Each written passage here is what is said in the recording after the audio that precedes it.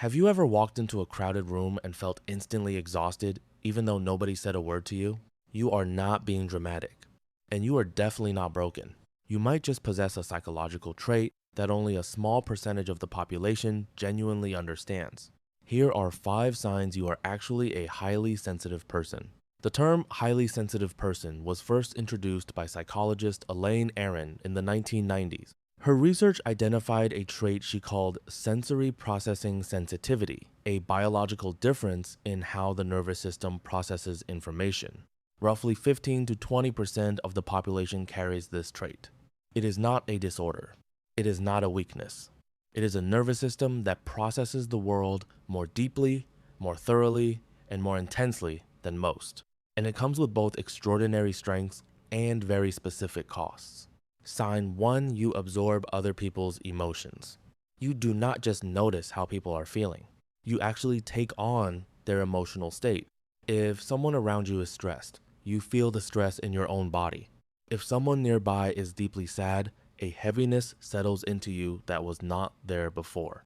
You leave interactions feeling drained in ways you cannot always explain. Neuroscientists link this to mirror neuron activity, the brain system for simulating other people's experiences internally.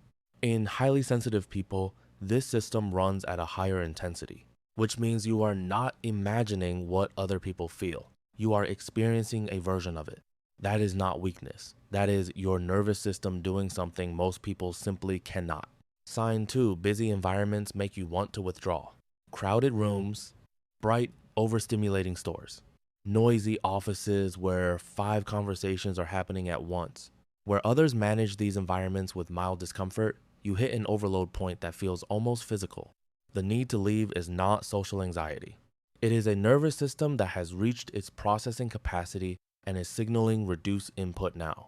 Elaine Aron's research found that HSPs need regular access to low stimulation environments, not as a preference, but as a biological requirement. The quiet room at the end of a loud day is not avoidance. It is recalibration. Sign 3, multitasking quickly leads to overwhelm. When multiple demands arrive at once, something in you floods. Not because you are incapable, but because highly sensitive minds process information deeply rather than broadly, your brain wants to fully understand each thing before moving to the next. When forced to jump between multiple tasks rapidly, the system does not just slow down. It can freeze entirely. This is not laziness. It is a cognitive architecture that prioritizes quality of processing over speed of switching. Give a highly sensitive person one thing at a time and uninterrupted space to do it. The output will often far exceed what anyone expected. Sign 4, you have an intense dislike for big changes.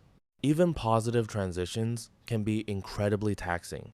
A new job you wanted, a move to a better place, a relationship becoming something more. Because you process life with such depth, sudden shifts in your routine bring up waves of emotion that take much longer to sort through than others expect. Other people move on in days. You are still processing weeks later, not because something is wrong, but because your system is doing a more thorough job.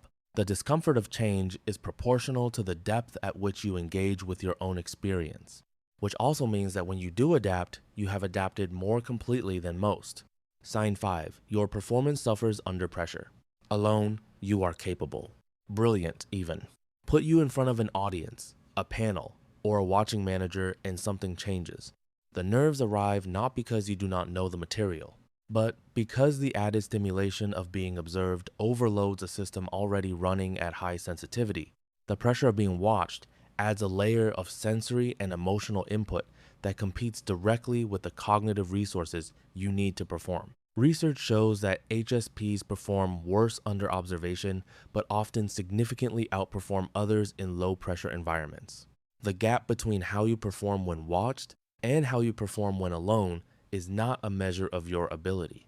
It is a measure of how much your nervous system is being asked to carry at once. Being highly sensitive is not a diagnosis. It is not something to fix.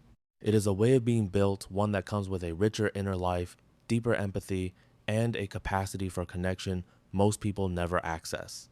But it also comes with a nervous system that needs more recovery, more space, and more understanding, first from yourself and then from the people around you. If these 5 signs felt familiar, you are not too much.